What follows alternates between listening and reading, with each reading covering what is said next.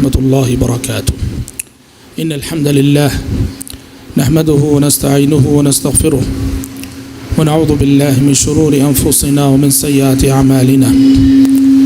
من يهده الله فلا مضل له ومن يضلل فلا هادي له، وأشهد أن لا إله إلا الله وحده لا شريك له، وأشهد أن محمدا عبده ورسوله. يا أيها الذين آمنوا اتقوا الله حق تقاته ولا تموتن إلا وأنتم مسلمون. يا أيها الناس اتقوا ربكم الذي خلقكم من نفس واحدة وخلق منها زوجها وبث منهما رجالا كثيرا ونساء، واتقوا الله الذي تساءلون به والأرحام إن الله كان عليكم رقيبا. يا أيها الذين آمنوا اتقوا الله وقولوا قولا سديدا يصلح لكم أعمالكم ويغفر لكم ذنوبكم، ومن يطع الله ورسوله فقد فاز فوزا عظيما.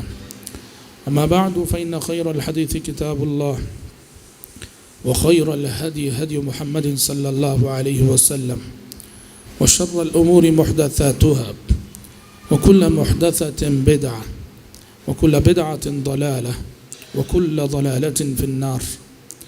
رب اشرح لي صدري ويسر لي أمري واحلل عقدة من لساني يفقه قولي. حضرات، اللہ تعالیٰ کا بے پایہ شکر و احسان ہے کہ جس کی توفیق اور مدد سے ہم سب پچھلے ایک ہفتے سے تذکرہ عشر مبشرہ کے عنوان سے نبی کریم صلی اللہ علیہ وسلم کے ان صحابہ کی سیرتیں سن رہے ہیں جن صحابہ کو آپ صلی اللہ علیہ وسلم نے دنیا ہی میں جنت کی خوشخبری سنائی تھی۔ حضرت ابو بکر صدیق رضی اللہ عنہ، عمر فاروق رضی اللہ عنہ، ان دونوں کے حالات زندگی پر روشنی ڈالنے کے بعد کل ہم نے حضرت عثمان بن عفان رضی اللہ عنہ کے حالات زندگی بیان فرمائے تھے۔ حضرت عثمان بن عفان رضی اللہ عنہ کی صفات، ان کے اخلاق، ان کی خلافت اور دوران خلافت ان کی خدمات، یہ سب پہلو کل کے درس میں آئے تھے۔ اور آج جس نقطے سے میں اپنی بات شروع کرنے جا رہا ہوں وہ جیسا کہ کل میں نے بتایا تھا کہ حضرت عثمان بن عفان رضی اللہ عنہ کی شہادت، یا یوں کہیے کہ وہ بغاوت جو حضرت عثمان بن رضی اللہ عنہ کے دور خلافت میں ہوئی، ان کے خلاف ماحول بنا، اور یہ بغاوت حضرت عثمان بن عفان رضی اللہ عنہ کی شہادت تک جا پہنچی۔ ایسا کیوں ہوا اور کیوں کر حالات اس رخ پر گئے، بالاختصار میں روشنی ڈالنے کی کوشش کروں گا۔ تفصیلات تو بہت ہیں۔ اس سلسلے میں پہلی اور بنیادی بات یہ ہے کہ یہ بات تو طے تھی جو خود حضرت عثمان بھی جانتے تھے کہ مجھے شہید ہونا ہے اور میری موت شہادت کی موت ہوگی، کیونکہ خود پیارے نبی صلی اللہ علیہ وسلم نے اپنی زندگی میں حضرت عثمان بن عفان رضی اللہ عنہ کو ایسے اشارے دے دیے تھے۔ احد پہاڑ پہ جب چڑھے تھے تو تب بھی فرمایا تھا اثبت احد فإنما علیک نبی وصدیق وشہیدان۔ اور کل حضرت ابو موسیٰ رضی اللہ عنہ کی حدیث ہم نے سنائی، جب وہ ایک باغیچے میں جا کے آپ صلی اللہ علیہ وسلم کا پہرا دے رہے تھے اور حضرت عثمان آنے پر پیارے نبی نے کہا تھا کہ اس آنے والی شخصیت کو جنت کی بشارت دے دو، مگر کہہ دو کہ یہ ایک امتحان سے گزرنے کے بعد، ایک آزمائش سے گزرنے کے بعد، اشارہ تھا ان کی شہادت کی طرف۔ اور پھر ام المومنین عائشہ صدیقہ رضی اللہ عنہا کی ایک حدیث آتی ہے۔ ام المومنین فرماتی ہیں کہ ایک مرتبہ نبی کریم صلی اللہ علیہ وسلم نے مجھ سے کہا کہ میرے صحابہ کو بلاؤ۔ حضرت عائشہ کہتی ہیں رضی اللہ عنہ، میں نے کہا اللہ کے نبی کیا ابو بکر کو بلاؤں؟ آپ صلی اللہ علیہ وسلم نے فرمایا کہ نہیں۔ حضرت عائشہ نے پوچھا کہ کیا عمر کو بلاؤں؟ آپ صلی اللہ علیہ وسلم نے کہا کہ نہیں۔ حضرت عائشہ نے کہا کہ کیا علی کو بلاؤں؟ آپ صلی اللہ علیہ وسلم نے فرمایا کہ نہیں۔ حضرت عائشہ نے کہا کیا عثمان کو بلاؤں؟ آپ صلی اللہ علیہ وسلم نے فرمایا کہ ہاں عثمان کو بلاؤ۔ ام المومنین عائشہ صدیقہ رضی اللہ عنہا نے پیارے نبی کے حکم سے حضرت عثمان کو بلا بھیجا۔ حضرت عثمان آئے۔ فرماتی ہیں جب حضرت عثمان آئے تو پیارے نبی حضرت عثمان بن عفان رضی اللہ عنہ کو لے کر کنارے ہو گئے، اور میں دیکھتی رہی کہ پیارے نبی صلی اللہ علیہ وسلم عثمان بن عفان رضی اللہ عنہ سے سرگوشی کر رہے تھے اور آہستہ آہستہ سے کوئی بات کہہ رہے تھے، اور جیسے جیسے پیارے نبی بات کیے جا رہے تھے حضرت عثمان کے چہرے کا رنگ بدل رہا تھا۔ مطلب یہ تھا کہ اس وقت پیارے نبی صلی اللہ علیہ وسلم نے خاص طور پر حضرت عثمان سے اس گفتگو میں آنے والے حالات، آنے والی آزمائشوں اور آنے والے امتحان کے صاف اشارے دے دیے تھے، اور یہی وجہ تھی کہ حضرت عثمان بن عفان رضی اللہ عنہ کا چہرہ بدل رہا تھا اور ان کا رنگ تبدیل ہو رہا تھا۔ سوال یہ ہے کہ حضرت عثمان بن عفان رضی اللہ عنہ کے زمانے خلافت میں، ان کے آخری سالوں میں ان کے خلاف جو بغاوت کا ماحول بنا، یہ کیوں ہوا اور کیسے ہوا؟ دو بنیادی سبب تھے۔ اسباب تو کئی ہوں گے، لیکن اگر تجزیہ کیا جائے تو دو بنیادی سبب تھے۔ ان دو بنیادی اسباب کی بنا حضرت عثمان بن عفان رضی اللہ عنہ سے اس دور میں بغاوت ہوئی، بغاوت کا ماحول بنا۔ سب سے پہلی بات تو یہ تھی کہ عثمان بن عفان رضی اللہ عنہ فی نفس ہی، جیسا کہ بتایا گیا، بڑے نرم مزاج تھے، نرم طبیعت کے تھے، اور یہی نرمی انہوں نے حکومت کی ذمہ داری نبھانے میں بھی اسی نرمی کو ترجیح دی۔ اپنی رعایا کے ساتھ، اپنی عوام کے ساتھ، لوگوں کے ساتھ نرم روی کا معاملہ کرتے رہے، شفقت کا معاملہ کرتے رہے، محبت کا معاملہ کرتے رہے، جو کہ بہت اچھی بات تھی، مگر اس نرمی کا لوگوں نے غلط فائدہ اٹھایا۔ جو مفاد پرست تھے، جو دنیا دار تھے، حضرت عثمان بن عفان رضی اللہ عنہ کی نرمی کا انہوں نے غلط فائدہ اٹھایا۔ اور خصوصاً یہ غور کرنے کی بات یہ بھی تھی کہ حضرت عثمان بن عفان رضی اللہ عنہ کی یہ نرمی حضرت عمر بن خطاب رضی اللہ عنہ کی اس سختی کے بعد آئی تھی کہ جس سختی سے حضرت عمر رضی اللہ عنہ سارے معاملات پہ اپنی گرفت مضبوط رکھے ہوئے تھے۔ تو حضرت عثمان کے دور میں جب یہ نرم روی کا معاملہ ہوا تو لوگوں نے یہ سمجھا، جو مفاد پرست تھے، غرض پرست تھے، کہ جیسے انہیں کوئی آزادی مل گئی ہو، اور اس طرح یہ لوگ استعمال ہو گئے۔ ان کو غرض پرستوں نے استعمال کیا، فتنہ پرداز لوگوں نے استعمال کیا، اور کس نے استعمال کیا ان لوگوں کو؟ وہ دوسرا سبب ہے، اور وہ ہے، اور ہم سمجھتے ہیں کہ حضرت عثمان کی شہادت کے پیچھے سب سے بڑا اور بنیادی سبب یہی ہے، وہ ہے مجوسی سازشیں، ایرانی سازشیں، فارسیوں کی سازشیں۔ ہم بتا چکے حضرت عمر بن خطاب رضی اللہ عنہ کی شہادت کی شکل میں کہ حضرت عمر بن خطاب رضی اللہ عنہ کے زمانے خلافت سے ہی مجوسی سازشوں کا سلسلہ شروع ہو چکا تھا۔ اسلام کی بڑھتی ہوئی شان و شوکت اور میدان جنگ میں جو مقابلہ نہ کر سکے، انہوں نے یہ ٹھان لی کہ نفاق کے ذریعے منافقانہ کردار ادا کر کے مسلمانوں کے درمیان رہ کر، مسلمانوں کی صفوں میں رہ کر مسلمانوں کو نقصان پہنچائیں گے۔ اور یہ سازش حضرت عمر کے دور سے شروع ہوئی رضی اللہ عنہ، اور جیسا کہ ہم نے دیکھا کہ حضرت عمر بن خطاب رضی اللہ عنہ کی شہادت ایک مجوسی شخص کے ہاتھوں ہوئی۔ حضرت عمر بن خطاب رضی اللہ عنہ شہید کر دیے گئے، اور یہ سازش حضرت عثمان بن عفان رضی اللہ عنہ کے دور میں، اور اس کی جڑیں گہری ہو گئیں جب یمن کا ایک شخص جس کا نام تھا عبداللہ بن سبا، اس نے مسلمان ہونے کا ڈھونگ رچایا۔ یہودی تھا، ایک منصوبے کے تحت، ایک پلان کے تحت اس نے اسلام و مسلمانوں کو نقصان پہنچانے کے لیے مدینہ آیا، اور مدینہ آ کر اس نے خود کو مسلمان بتایا، اور مسلمان بتا کر اس نے مسلمانوں کی صفوں میں مختلف قسم کے جدید نئے نظریات، نئے عقائد اور نئے افکار پھیلائے، اور عبداللہ بن سبا نے اہل بیت کی محبت کا سہارا لے کر نبی کریم صلی اللہ علیہ وسلم کے اہل بیت کی محبت کا سہارا لے کر لوگوں کو یہ باور کرانے کی کوشش کی کہ خلافت حضرت علی کا حق تھی، ابو بکر، عمر اور عثمان نے نعوذ باللہ حضرت علی پہ ظلم کیا ہے۔ طرح طرح کے افکار اور نظریات اس نے پھیلانے شروع کیے، اور ان افکار اور نظریات کو لے کر وہ شہر شہر گھومتا تھا۔ کبھی شام جاتا، شام والوں نے اس کے قدم جمنے نہیں دیے، اس کو بھگا دیا، کوفہ گیا، بصرہ گیا، مصر گیا۔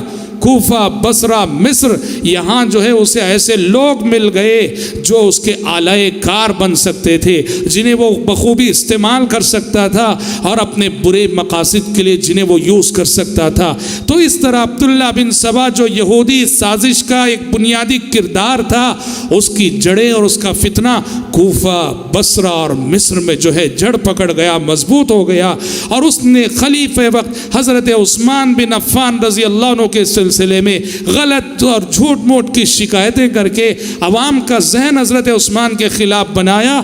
یہاں اور ایک اور چیز ہوئی، ایک اور سازش کو بے نقاب کرنے والی ایک اور چیز یہ کہ کوفہ، بصرہ، مصر خطوط آتے تھے، جعلی خطوط کوفے والوں کو بصرہ والوں کی جانب سے خطوط آتے تھے، اور بصرہ والوں کو کوفے والوں کی جانب سے خطوط آتے تھے، مصر والوں کو حجاز والوں کے نام سے خطوط آتے تھے، اور ہر خط میں یہ رہتا کہ تم تو بڑے امن میں ہو، تم تو بڑے چین سے ہو، ہم پر بڑا ظلم ہو رہا ہے، یہاں حالات بہت ہی ناگفتب ہیں۔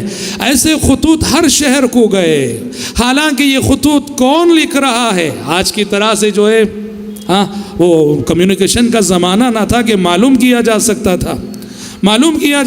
تھا، ایسا زمانہ تو نہ تھا، یہ وسائل نقل اور یہ وسائل اتصال نہ تھے۔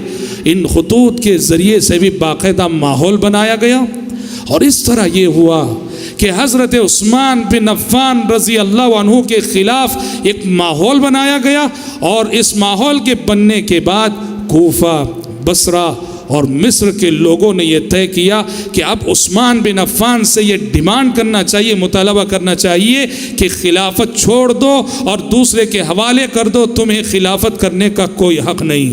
چنانچہ یہ مطالبہ لے کر کوفہ سے ایک فوج روانہ ہوئی، بصرہ سے ایک فوج روانہ ہوئی، مصر سے ایک فوج روانہ ہوئی۔ کوفہ کا سے جو فوج نکلی باغیوں کی، ان کا لیڈر تھا اشتر بن نخعی۔ بصرہ سے جو فوج نکلی باغیوں کی، ان کا لیڈر تھا حکیم بن جبلہ۔ مصر سے جو فوج نکلی باغیوں کی، ان کا لیڈر تھا غافقی بن حرب۔ یہ لوگ آئے، اور آ کر انہوں نے عثمان بن عفان رضی اللہ عنہ سے مدینے میں یہ مطالبہ کیا اور ڈیمانڈ کیا کہ آپ نے یہ غلطیاں کی ہیں، لہٰذا اب آپ کو حکومت اور خلافت کی پہ باقی رہنے کا حق نہیں ہے، آپ کو خلافت سے دستبردار ہو جانا چاہیے۔ اور میں آپ کو بتاؤں، انسان اگر کسی کی دشمنی پہ اتر آئے، کسی سے حسد کرنے پہ اتر آئے، اس کی خوبیاں بھی اس کو خامیاں لگتی ہیں، اپنے دشمن کی خوبیاں بھی خامیاں لگتی ہیں، اپنے مخالف کا حسن بھی اسے عیب لگتا ہے۔ عثمان بن عفان رضی اللہ عنہ سے انہوں نے ان کی جو غلطیاں ذکر کی، آپ نے یہ غلطی کی، یہ غلطی کی، یہ غلطی کی۔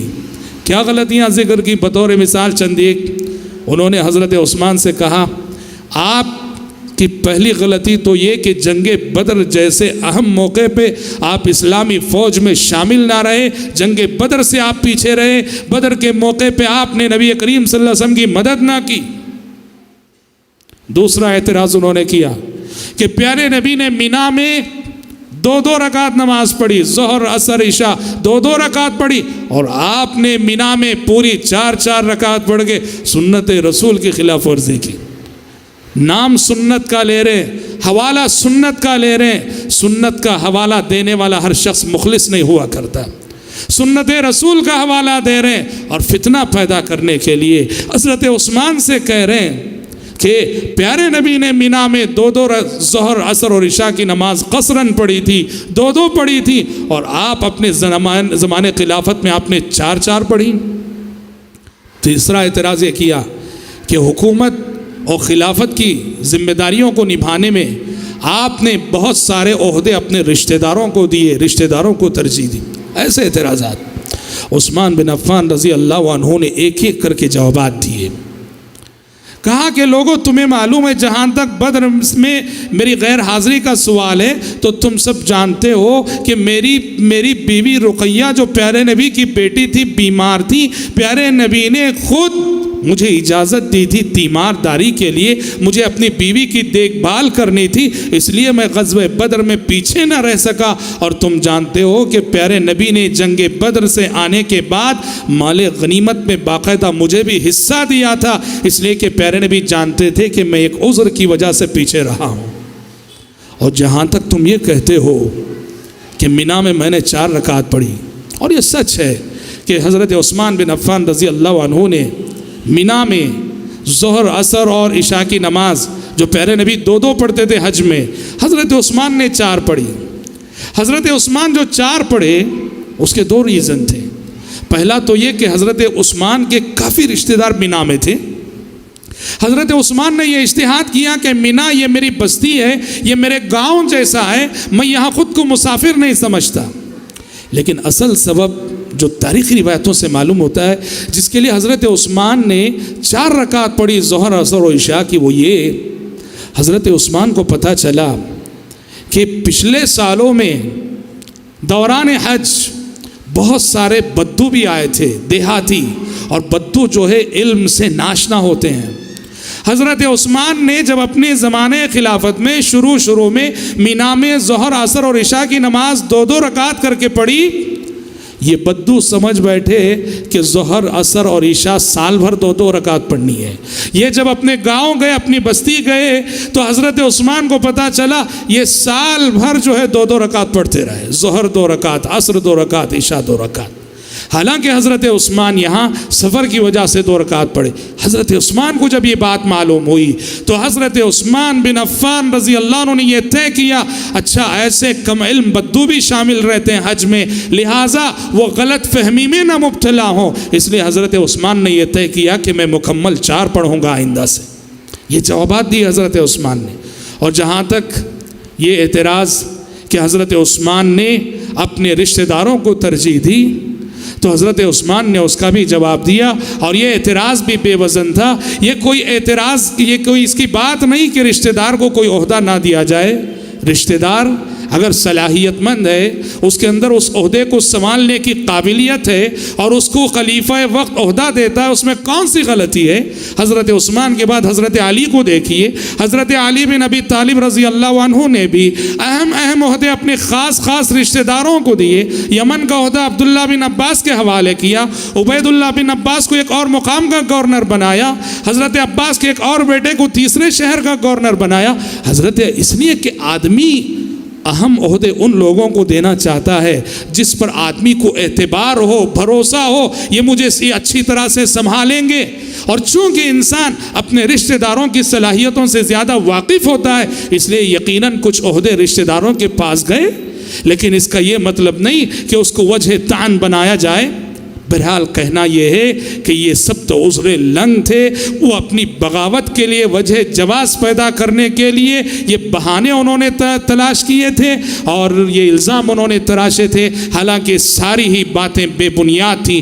بہرحال وہ ایک مقصد لے کر آئے تھے کہ خلیفہ کو معزول کرنا ہے، خلیفہ کو ہٹانا ہے۔ حضرت عثمان نے لاکھ سمجھایا، مانے نہیں۔ بالآخر ہوا یہ کہ حضرت عثمان کو انہوں نے چاروں طرف سے گھیر لیا۔ حضرت عثمان بن عفان رضی اللہ عنہ اپنے گھر میں بند ہو کر رہ گئے، اپنے گھر میں محصور ہو کر رہ گئے۔ مسجد نبوی پہ ان کا کنٹرول ہو گیا، مسجد نبوی میں یہی خارجی اور یہی باغی نماز پڑھانے لگے، اور خلیفہ وقت حضرت عثمان بن عفان رضی اللہ عنہ کا اپنے گھر سے نکلنا بھی مشکل ہو گیا۔ اور یہ محاصرہ اور یہ گھیرا تقریباً 40 دن رہا، 40 دن تک گھیرے رہے۔ 17 ذی الحج 35 ہجری، ذی الحج کی 17 تاریخ اور 35 ہجری کی بات تھی، یعنی شہادت سے ایک روز پہلے کی بات۔ حضرت عثمان نے جمعرات کا روزہ رکھا تھا رضی اللہ عنہ، جمعرات کا روزہ رکھا، افطار کرنے کے لیے گھر میں پانی بھی میسر نہ تھا۔ پانی بھی میسر نہ تھا، اور پانی حاصل کرنے کے لیے یہ باغی انہیں گھر سے نکلنے بھی نہیں دے رہے تھے۔ حضرت عثمان اپنے بیوی بچوں کے ساتھ گھر میں محصور تھے۔ ہوا یہ کہ جمعہ کی رات، کل جمعہ ہے تو آج کی رات، جس دن کے حضرت عثمان شہید ہوئے، جمعہ کا دن تھا، ذی الحجہ کی 18 تاریخ تھی 35 ہجری میں۔ جمعہ کی رات حضرت عثمان نے خواب دیکھا۔ تاریخی روایتیں کہتی ہیں خواب میں پیارے نبی صلی اللہ علیہ وسلم حضرت عثمان سے کہہ رہے ہیں کہ عثمان کل تم ہمارے پاس افطار کرو گے، کل تم ہمارے پاس افطار کرو گے۔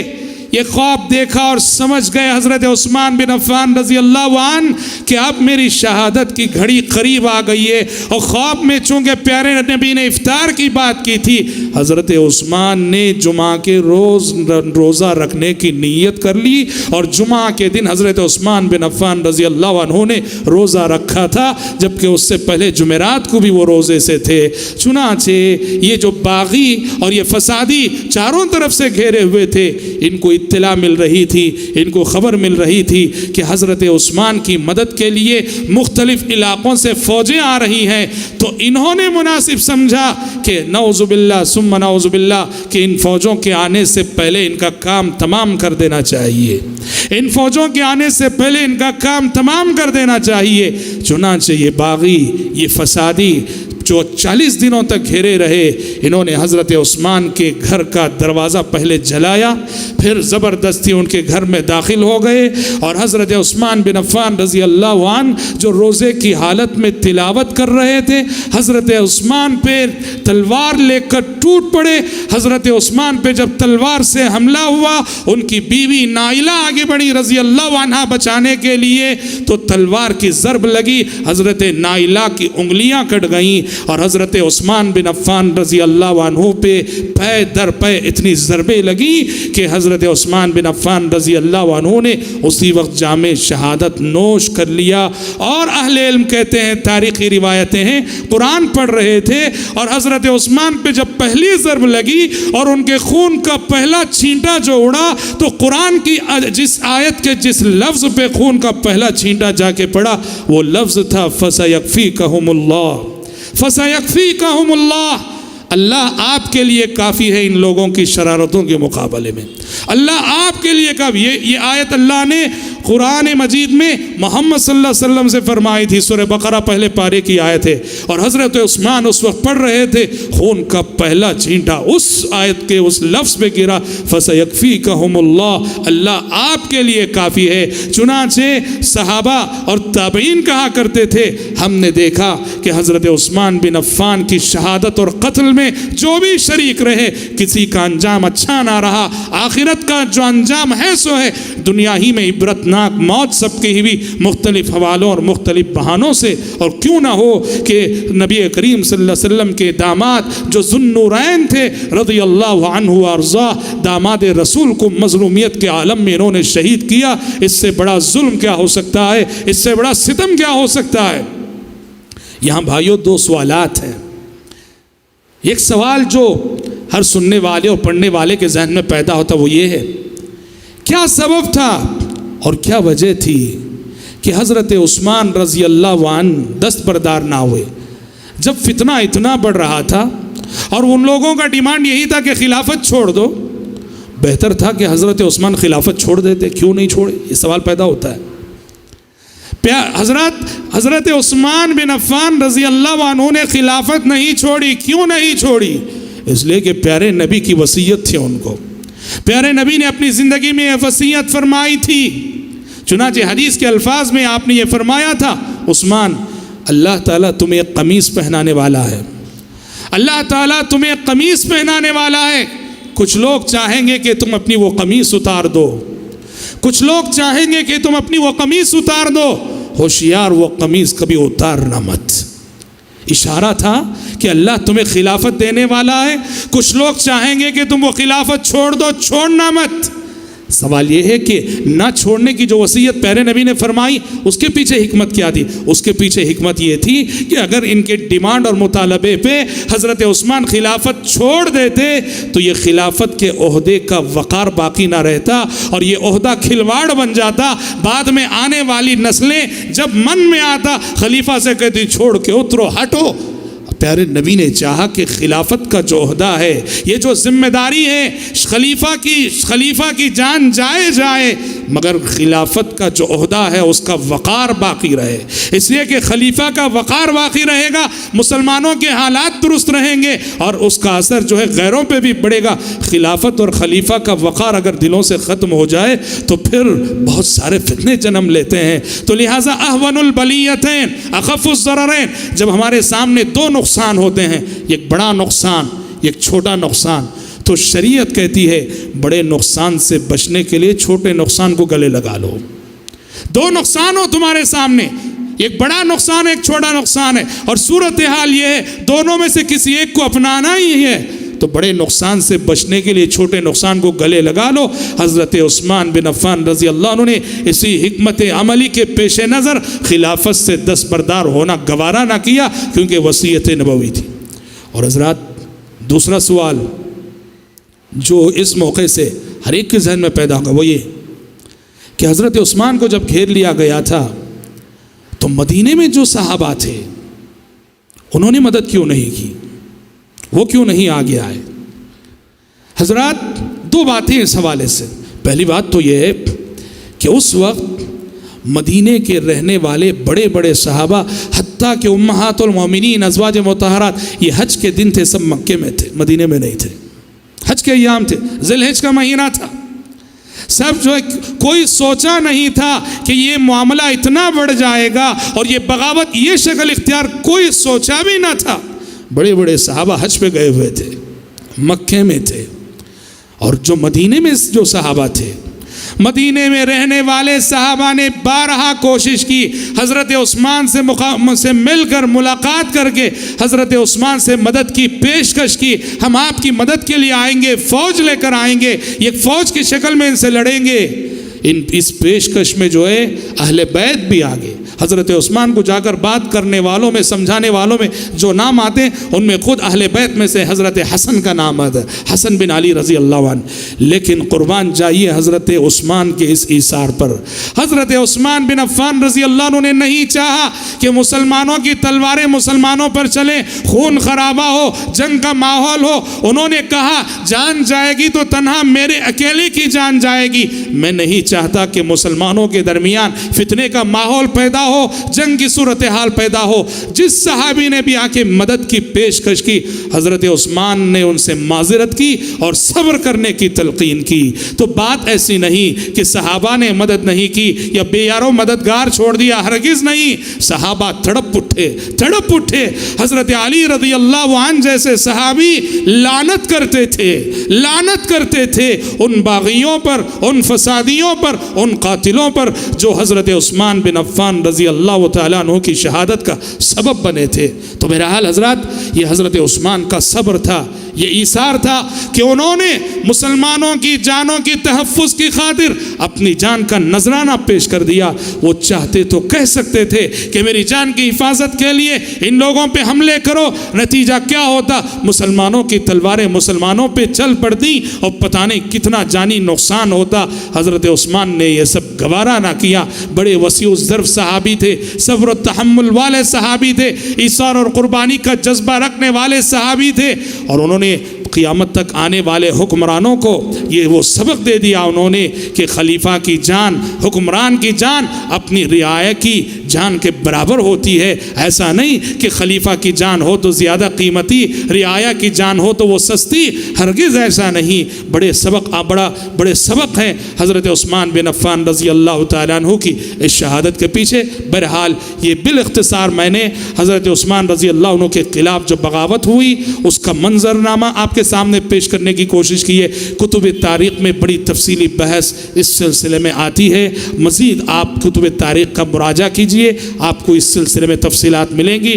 رضی اللہ عنہ و ارضاہ، یہ تیسرے جلیل القدر صحابی تھے، عشرہ مبشرہ میں جن کا تیسرا نمبر آتا ہے، جنہیں اللہ کے نبی صلی اللہ علیہ وسلم نے دنیا ہی میں جنت کی خوشخبری سنائی۔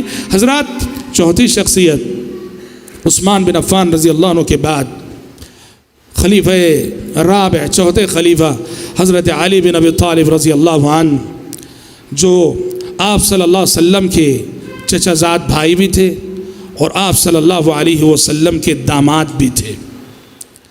علی بن ابی طالب رضی اللہ عنہ، آپ کی ولادت بعثت سے 10 سال پہلے ہوئی۔ بعثت سے 10 سال پہلے ہونے کا مطلب یہ ہے کہ آپ صلی اللہ علیہ وسلم کو نبوت ملنے سے 10 سال پہلے پیدا ہوئے۔ آپ کو معلوم ہے کہ حضرت ابو بکر صدیق رضی اللہ عنہ، حضرت عمر، حضرت عثمان، ان سب کی ولادت کا حساب عام الفیل سے لگایا جاتا ہے۔ ابرہہ کے ہاتھیوں کا جو واقعہ پیش ہے، کیونکہ ان سب کی ولادت اس سال اس حادثے سے قریب ہوئی تھی۔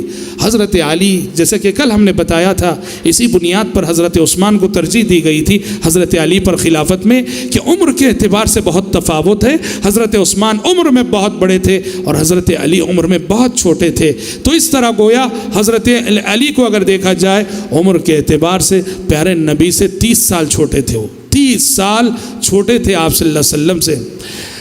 حضرت علی کی خوش نصیبی کہیے، سعادت مندی کہیے کہ علی بن ابی طالب رضی اللہ عنہ بچپن ہی سے پیارے نبی کی تربیت میں رہے۔ کیوں؟ اس لیے کہ علی رضی اللہ عنہ یہ ابو طالب کے بیٹے تھے، اور ابو طالب پیارے نبی کے چچا تھے، اور ابو طالب کی اولاد زیادہ تھی، بچے زیادہ تھے، اور ابو طالب کی مالی حالت بہت کمزور تھی۔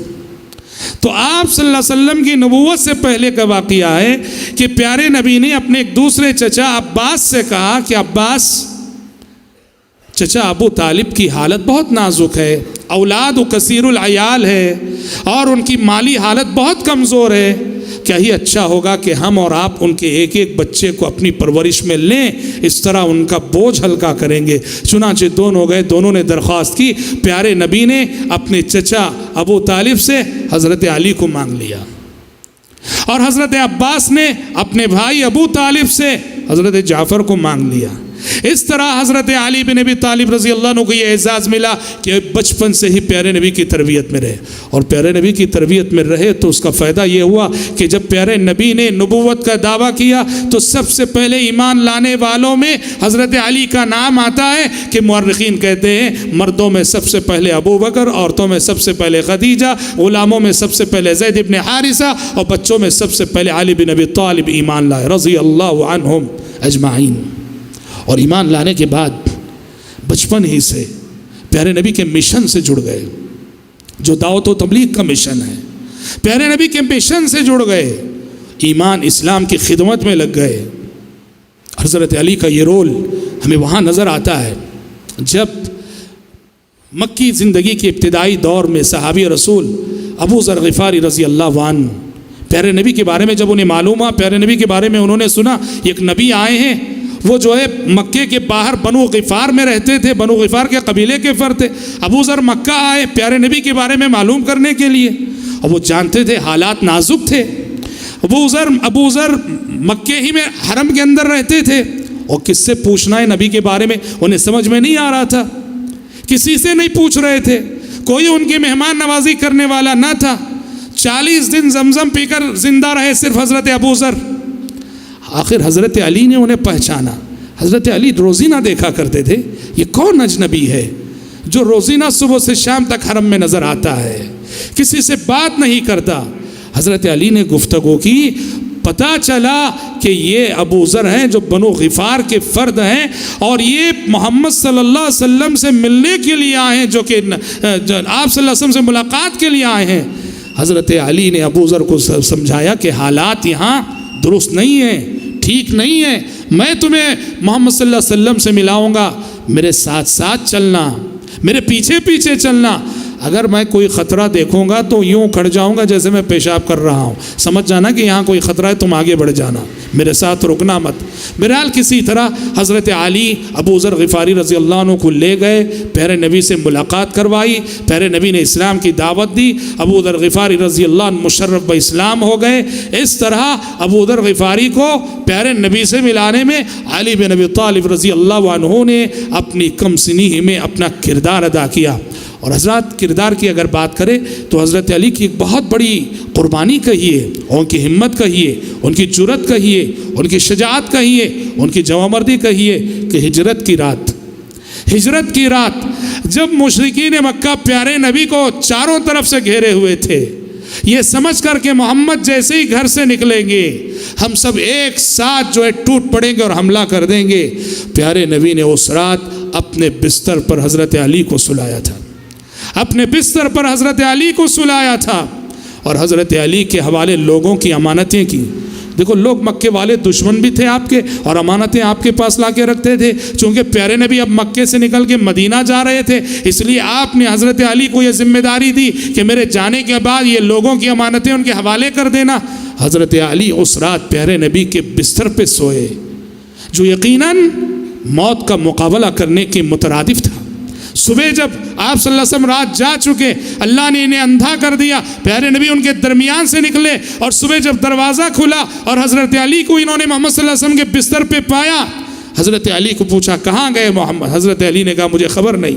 حضرت علی کو پکڑ لیا، نکالا، مارا اور لے گئے بیت اللہ میں، کچھ پریشان کیا اور اس کے بعد چھوڑ دیے۔ بہرحال حضرت علی کی بہت بڑی منقبت، اس نازک اور خطرے کے موقع پہ انہوں نے آپ صلی اللہ علیہ وسلم کے بستر پہ سونا گوارا کیا اور آپ صلی اللہ علیہ وسلم کی امانتیں جن کی تھیں وہ امانتیں حضرت علی رضی اللہ عنہ نے پیارے نبی کی ہجرت کے بعد امانت مستحقین تک پہنچائی۔ حضرت علی بن ابی طالب رضی اللہ عنہ کی شخصیت بڑی فضیلتوں والی شخصیت ہے، بڑی منقبتوں والی شخصیت ہے۔ پیارے نبی نے ایک حدیث میں فرمایا حضرت علی سے مخاطب ہو کر، لا يحبك الا مؤمن ولا يبغضك الا منافق، کہا کہ علی تم سے محبت کرنے والا مومن ہے اور تم سے بغض رکھنے والا منافق ہے۔ بہت بڑی بات ہے، علی کی محبت ایمان کا حصہ ہے، اور صرف علی نہیں تمام صحابہ کی محبت۔ پیارے نبی نے فرمایا آیت المؤمن حب الانصار و آیت المنافق بغض الانصار، مومن کی علامت ہے کہ اسے انصار سے محبت ہوتی ہے، منافق کی علامت ہے کہ اسے انصار سے چڑ ہوتا ہے اور انصار سے جو نفرت ہوتی ہے۔ تو خاص طور پہ آپ نے حضرت علی سے بھی فرمایا لا يحبك الا مؤمن ولا يبغضك الا منافق، منافق ہے وہ جو تم سے نفرت کرے علی، اور مومن ہے وہ جو تم سے محبت کرے علی۔ اور حضرت علی بن ابی طالب رضی اللہ عنہ کی بہت بڑی فضیلت یہ ہے کہ پیارے نبی نے اپنی زبان سے گواہی دی کہ حضرت علی اللہ اور اس کے رسول سے سچی محبت کرتے ہیں، اور اللہ اور اس کے رسول بھی علی سے محبت کرتے ہیں۔ جب آپ نے خیبر کے دن جنگ خیبر ہو رہی تھی، ایک قلعہ تھا جس کا نام تھا حصن ناعم، یہ قلعہ یہودیوں کا فتح نہیں ہو رہا تھا، کئی فوجیں آپ صلی اللہ علیہ وسلم نے بھیجی، قلعہ فتح نہ ہوا۔ اس وقت آپ نے فرمایا تھا ایک شام غدن لأعطی الرأیۃ رجلا یحب اللہ ورسولہ ویحبہ اللہ ورسولہ، آپ نے فرمایا تھا کہ کل صبح میں اسلامی فوج کا جھنڈا ایک ایسے شخص کے ہاتھ میں دینے والا ہوں جو اللہ اور اس کے رسول سے سچی محبت کرتا ہے، اور اللہ اور اس کے رسول بھی اس سے سچی محبت کرتے ہیں۔ صحابہ کہتے ہیں کہ سچ کہیں اس رات ہمیں نیند نہیں آئی، اس شوق میں کون خوش نصیب ہے وہ جسے صبح آپ صلی اللہ علیہ وسلم آواز دیں گے، کیونکہ اللہ کے نبی ضمانت دے چکے ہیں کہ آج صبح میں جس کا نام لوں گا وہ اللہ اور اس کے رسول سے سچی محبت کرتا ہے، اور اللہ اور اس کے رسول اس سے محبت کرتے ہیں۔ نیند نہیں آئی صحابہ کو، صبح ہوئی تو آپ نے کہا این علی، این علی، علی کہاں ہے؟ لوگوں نے بتایا کہ انہیں آشوب چشم لائق ہے، آنکھ بیمار ہے، آشوب چشم لائق ہے۔ آپ نے کہا بلا لاؤ، انہیں بلائے گئے۔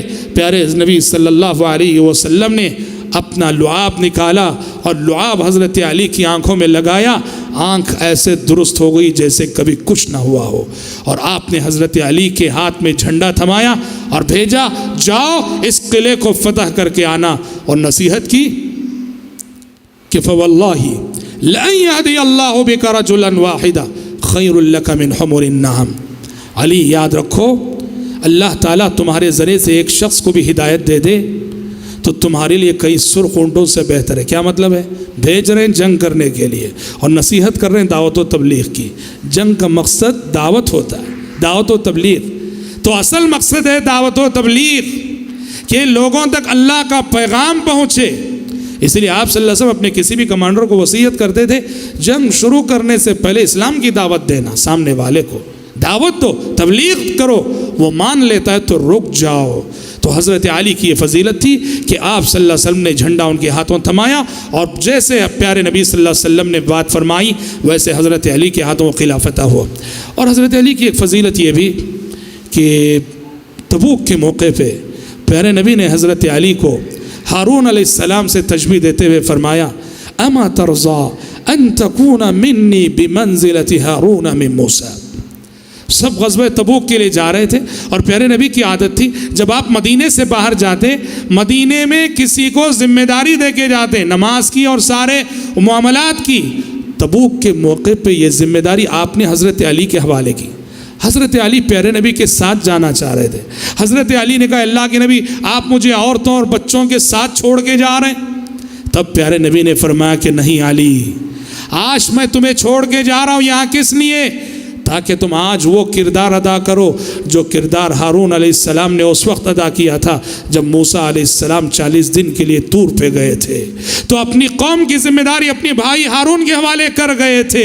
ویسے ہی میں باہر جا رہا ہوں تو تمہیں سارے مدینے کو تمہارے حوالے کر کے جا رہا ہوں۔ اما ترضى ان تكون مني بمنزلة هارون من موسیٰ۔ حضرات علی بن ابی طالب رضی اللہ عنہ صفات اور اخلاق کے اعتبار سے دیکھو، بڑے زاہد قسم کے صحابی تھے، بڑے عبادت گزار صحابی تھے۔ ہمیشہ ان کی تصور میں آخرت اور جنت و جہنم ہوا کرتی تھی۔ امام بخاری رحمۃ اللہ علیہ نے صحیح بخاری میں حضرت علی کے حوالے سے نقل کیا ہے کس طرح اپنے آپ کو دنیا کے دھوکے سے بچاتے تھے۔ ایک مرتبہ حضرت علی دنیا سے مخاطب ہو کے کہنے لگے، کہہ رہے ہیں حضرت علی اور دنیا سے مخاطب ہو کے کہہ رہے ہیں، لگتا ہے ان کے دل میں دنیا کا کوئی خیال آیا، دنیا کی محبت کا کوئی تصور آیا۔ دنیا سے مخاطب ہو کے فرمانے لگے، غری غیری، غری غیری، اے دنیا جا، مجھے تو دھوکہ نہیں دے سکتی، کسی اور کو دھوکہ دے، میں نے تو تجھے طلاق بتہ دے دی ہے۔ طلاق بتہ تیسری طلاق کو بولتے ہیں، جس کے بعد میاں بیوی مل ہی نہیں سکتے۔ ہاں، تو کہا کہ غر غیری، میں نے تجھے طلاق بتہ دے دی ہے، دھوکہ کسی اور کو دے، میں تیرے دھوکے میں آنے والا نہیں۔ اور کبھی کبھی نصیحت کرتے ہوئے فرمایا کرتے تھے، ارتحلت الدنیا مدبرہ وارتحلت الآخرة مقبلہ وَلِكُلِّ وَاحِدٍ مِّنْهُمَا بَنُونَ فَكُونُوا مِنْ أَبْنَاءِ الْآخِرَةِ وَلَا تَكُونُوا مِنْ أَبْنَاءِ الدُّنْيَا۔ کہا کرتے تھے، لوگو دنیا پیٹ پھیر کر جا رہی ہے اور آخرت تمہارے سامنے آ رہی ہے، اور دنیا اور آخرت دونوں کے چاہنے والے زمین پر موجود ہیں، تم آخرت کے چاہنے والے بن جاؤ، دنیا کے پرستار اور دنیا کے عاشق نہ بنو۔ نصیحت کرتے تھے، بڑے عبادت گزار صحابی تھے۔ تسبیح فاطمی ہم سب جانتے ہیں، حضرت فاطمہ کو پیارے نبی نے جب وہ چکی پیستے ہاتھ میں زخم نکل آئے تھے، چھالے نکل آئے تھے، غلام لینے کے لیے آئیں، نوکر اور خادم لینے کے لیے آئیں پیارے نبی کے پاس۔ پیارے نبی نے فاطمہ سے فرمایا تھا کہ بیٹا، ان غلاموں اور نوکروں کے مستحق تم سے زیادہ میرے غریب صحابہ ہیں، اور رہی تمہاری یہ تھکان تو میں تمہیں نسخہ بتاتا ہوں کہ ہر روز سونے سے پہلے 33 دفعہ سبحان اللہ، 33 دفعہ الحمدللہ اور 34 دفعہ اللہ اکبر پڑھ لیا کرو۔ چونکہ پیارے نبی نے یہ تسبیح فاطمہ رضی اللہ عنہا کو سکھائی، اس لیے سونے کے وقت اس تسبیح کو تسبیح فاطمی کہا جاتا ہے۔ حضرت فاطمہ کو یہ تسبیح آپ نے سکھائی۔ حضرت علی اس کی بڑی پابندی کرتے تھے، شوہر تھے فاطمہ کے رضی اللہ عنہما، اتنی پابندی کرتے تھے حضرت علی رضی اللہ عنہ۔ کل ہم بتائیں گے صفین کے حالات، جنگ صفین کیسا نازک موقع، جب غلط فہمیوں کی بنیاد پر صحابہ کے مقابلے میں آ گئے تھے، صحابہ کی تلواریں صحابہ کے خلاف بے نیام ہو گئی تھی۔ کل جیسے ہم روشنی ڈالیں گے، حضرت علی سے کسی نے پوچھا، بڑی ٹینشنوں والی رات تھی، ایسی رات اللہ اکبر، حضرت علی کے سر پہ ایسے ٹینشن سوار تھے۔ کسی نے حضرت علی سے پوچھا کیا صفین کی رات بھی آپ نے وہ تسبیح پڑھی تھی؟ حضرت علی نے کہا صفین کی رات بھی وہ تسبیح میں نے نہیں چھوڑی۔ اللہ اکبر۔ یہ ہے ہم ذرا تھکتے ہیں تو ہمارے معاملات میں فرق آ جاتا ہے۔ صفین کی رات بھی حضرت علی رضی اللہ عنہ نے وہ تسبیح اور وہ مشغلہ اور وہ وظیفہ نہیں چھوڑا، وہ پڑھ کر ہی سوئے تھے رضی اللہ عنہ وارضا۔ عدل و انصاف حضرت علی رضی اللہ عنہ، ویسے تمام ہی صحابہ، لیکن چند نمونے خاص طور پہ عدل و انصاف کے حضرت علی کی زندگی میں ملتے ہیں، اور وہ بھی اس وقت کے جب وہ خلیفہ تھے۔ حضرت علی خلیفہ ہیں، وقت کے خلیفہ ہیں۔ حضرت علی کی زرہ جنگی لباس ہے لوہے کا، حضرت علی کی ایک زرہ گم ہو گئی، اور بعد میں حضرت علی نے دیکھا کہ وہ زرہ ایک کرسچن اور نصرانی کے پاس ہے۔ حضرت علی نے اس کرسچن سے کہا کہ وہ میری زرہ ہے، مجھے دے دو۔ خلیفہ وقت ہے، معاملہ عدالت میں گیا، کورٹ میں گیا، اور حضرت علی کے دور میں قاضی تھے قاضی شریح، جو اسلامی تاریخ کے ایک منفرد قاضی، جن کے فیصلے اپنی مثال آپ ہیں۔ وہ فیصلہ کرتے ہوئے کسی کے وقار کو خاطر میں نہیں لاتے تھے۔ قاضی شریح بیٹھے ہوئے ہیں، اور کون ہے مدعی؟ مدعا علی، مدعی علی بن ابی طالب رضی اللہ عنہ، مدعا علی کرسچن ہے۔ حضرت علی کا دعویٰ کیا ہے؟ دعویٰ یہ ہے کہ یہ زرہ جو اس کرسچن کے پاس ہے میری ہے۔ قاضی شریح نے اس کرسچن سے پوچھا، کہا کہ کس کی ہے زرہ؟ کرسچن نے کہا میری ہے۔ حضرت علی سے پوچھا، علی نے کہا میری ہے۔ اور شریعت کہتی ہے کہ جو مدعی ہوتا ہے اسے ثبوت دینا پڑتا ہے، البینۃ علی المدعی، جو مدعی ہوتا ہے اسے ثبوت دینا پڑتا ہے۔ اس اصول کے تحت قاضی نے حضرت علی سے کہا کہ آپ کا دعویٰ ہے کہ یہ زرہ آپ کی ہے، ثبوت لائیے۔ حضرت علی رضی اللہ عنہ، حضرت علی رضی اللہ عنہ، انہوں نے کہا کہ ایک ثبوت تو میرا بیٹا حسن ہے، اور دوسرا ثبوت میرا غلام قنبر ہے۔ قاضی شریح نے کہا قنبر کی شہادت تو مسلم ہے، گواہی مسلم ہے، لیکن آپ کے بیٹے حسن کی گواہی مسلم نہیں ہے، اس لیے کہ ہم نے آپ ہی سے سیکھا ہے کہ باپ کے حق میں بیٹے کی گواہی قبول نہیں کی جاتی۔ جب گواہی مکمل نہ ہوئی تو حضرت قاضی شریح نے فیصلہ کیا کہ چونکہ مدعی کے پاس نہ گواہی مکمل نہیں ہے، اس لیے یہ زرہ اسی نصرانی اور کرسچن کی ہے، اس کے حق میں فیصلہ ہو گئے۔ خلیفہ وقت ہے، عدالت سے محروم ہو کے جا رہے ہیں۔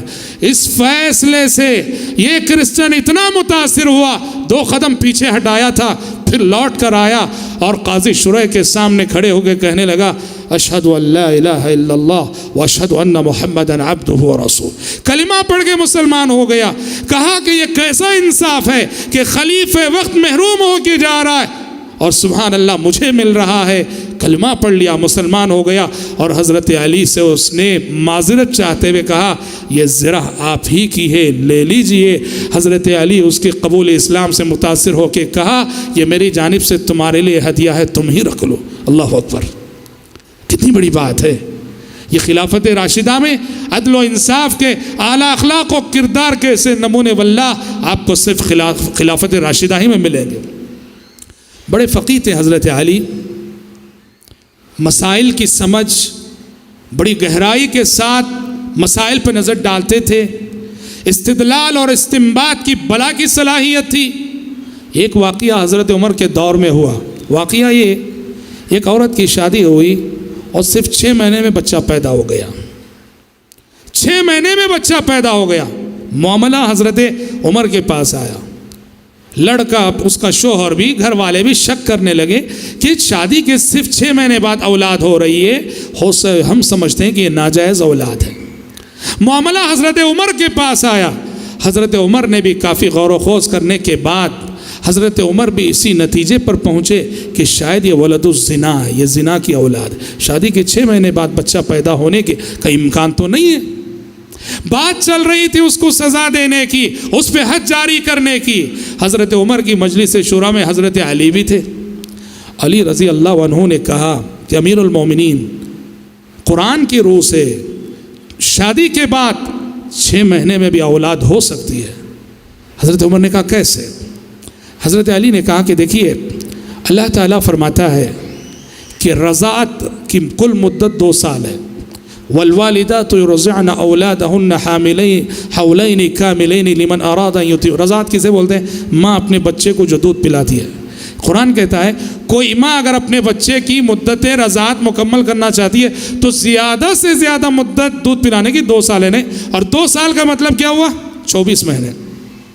ایک طرف اس آیت کو سامنے رکھیے اور قرآن ایک دوسرے مقام پہ کہتا ہے ماں کے احسانات کا ذکر کرتے ہوئے وَحَمْلُهُ وَفِصَالُهُ 30 شَهْرًا وَحَمْلُهُ وَفِصَالُهُ 30 شَهْرًا کہ دودھ چھڑائی ماں کے حمل کی مدت اور دودھ چھڑائی کی مدت 30 مہینے ہوتی ہے. قرآن میں ہے دودھ چھڑائی کی مدت یعنی رضاعت کی مدت اور حمل کی مدت 30 مہینے ہوتی ہے. وَحَمْلُهُ وَفِصَالُهُ 30 شَهْرًا.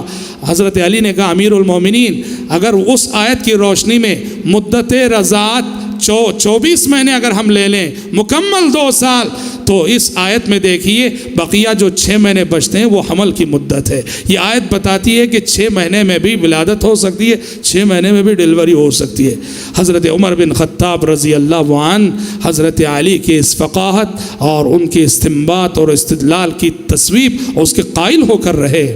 حضرت علی نے عجیب استدلال کیا قرآن مجید کی آیت سے کہ جب قرآن کہتا ہے کہ حمل اور رضاعت دونوں کی مدت 30 مہینے ہے 30 مہینے میں اگر رضاعت کے 24 مہینے نکال لیے جائیں تو 6 مہینے حمل کے ہوتے ہیں. اس طرح 6 مہینے میں بھی ولادت ہو سکتی ہے. حضرت علی کے اندر قضا کی بڑی صلاحیت ہے. قضا کہتے ہیں جھگڑوں کے درمیان جھگڑا کرنے والوں کے درمیان فیصلہ کرنا. پیارے نبی نے حضرت علی کو یمن بھیجا تھا قاضی بنا کے بھیجا تھا. یمن بھیجا قاضی بنا کے بھیجا. یمن میں ایک عجیب و غریب مسئلہ پیش آیا اور اس کو حضرت علی نے اپنی دور اندیشی سے کیسے حل کیا. یمن میں ایک مسئلہ یہ پیش آیا کہ ایک علاقے میں کچھ لوگوں نے شیر کو پکڑنے کے لیے بہت بڑا گڑھا کھودا تھا اور شیر اس میں آ گرا.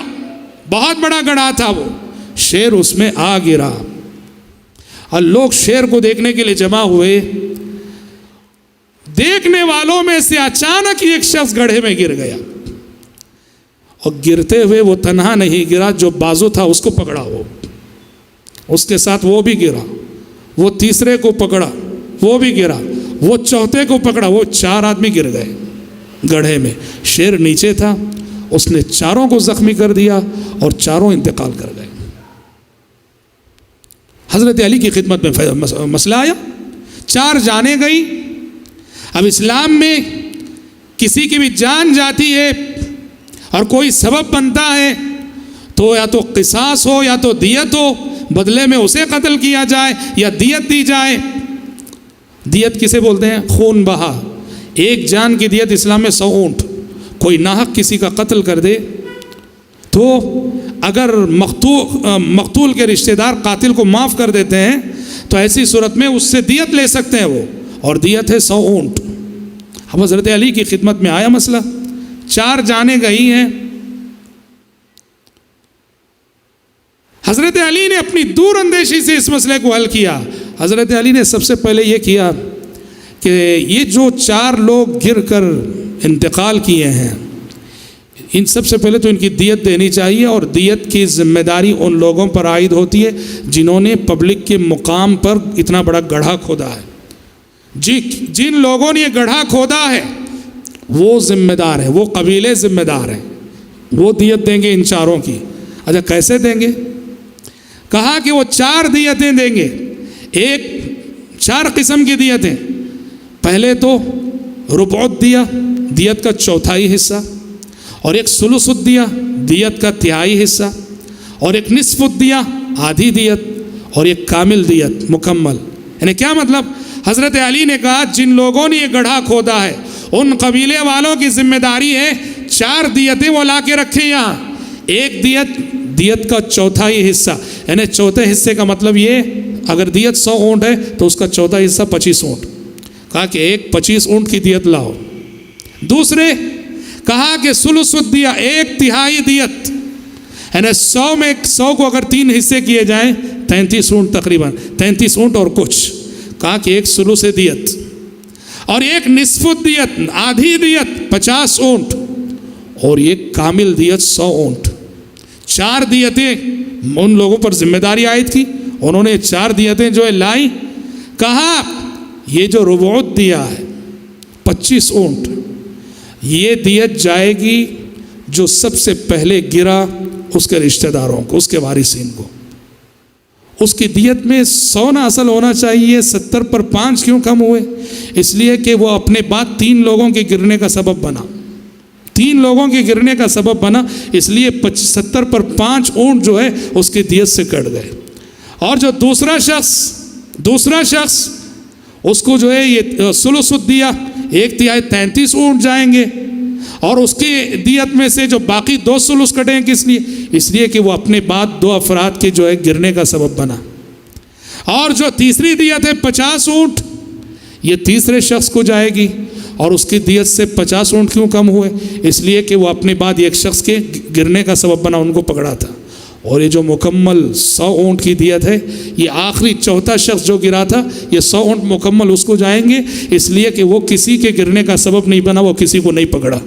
اس طرح حضرت علی بن ابی طالب رضی اللہ عنہ نے اپنی دور اندیشی, اپنے فراست سے اس مسئلے کو حل کر کے دکھایا. یمن میں جب وہ بحیثیت قاضی بھیجے گئے, حضرات علی بن ابی طالب رضی اللہ عنہ کی زندگی کے حوالے سے اور بہت ساری باتیں ہیں جو ہم انشاءاللہ تعالی کل کے درس میں آپ کے سامنے پیش کریں گے. اور خصوصاً حضرت علی رضی اللہ عنہ کے زمانے خلافت میں جو حادثات ہوئے اور جو فتنے پیدا ہوئے, وہ سب انشاءاللہ تعالی ان حالات پر ہم کل سیر حاصل بحث کریں گے. آج اسی پر اکتفا کرتے ہوئے اللہ تعالیٰ سے دعا کرتے ہیں کہ رب العالمین ہم سب کو, آپ سب کو صحیح معنوں میں حضرات صحابہ کرام رضوان اللہ علیہم اجمعین کے نقش قدم پر چلنے کی توفیق عطا فرمائے. آمین.